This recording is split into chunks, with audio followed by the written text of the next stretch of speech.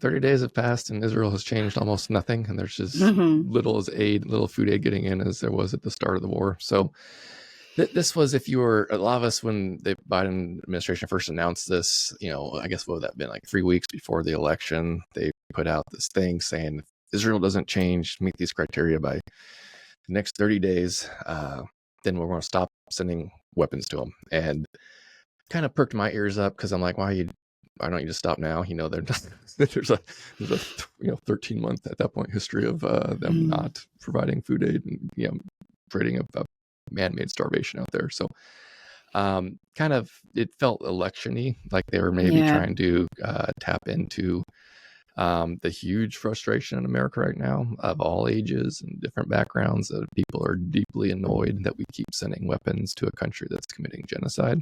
So it kind of felt like they were trying to show they were doing something. A lot of us were sort of skeptical if they'd follow through on it. Sure enough, like, was it less than a week after election, they announced, we're going to keep sending weapons. But they also, as of last week, they were saying Israel hadn't met the targets. Like right before, 2 days before the election, they were pointing out the targets weren't close to being met. So, this just sort of recaps the whole Biden administration's dealing with Israel. It's like, give them very reasonable things. Don't starve people, or you don't get our weapons. And they don't listen. They just do whatever they want, and we keep sending weapons. So that's kind of been the how the administration has handled this situation the entire time. But yeah, talk about, if you, for some of us that were hopeful that maybe Biden sort of cared on this, but was just held back by the politicalness of the campaign. Nope, he doesn't care about people in Palestinians. That's been pretty clear at this point. So he's lame duck guy. He's got, what, I guess about 2 months left in office, and this would be a great time to change things and really put pressure on Netanyahu, pull the weapons, do something, and they're not doing it. So that's sort of will be his lasting legacy, unfortunately. And he's done some great stuff in office, but this will be a very dark stain on him for his presidency.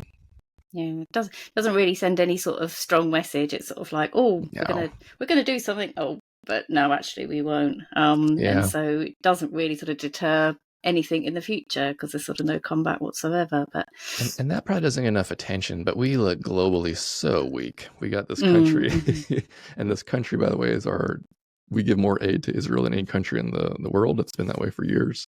So we're providing them a lot of stuff, and with the current government there, they just don't listen to a single thing we say. They do whatever the heck they want. The whole world's outraged by the genocide. We just keep on sending weapons to them, and we look weak and pathetic, and as a country, and also flat out cruel and mean. I mean, we're the ones funding this genocide.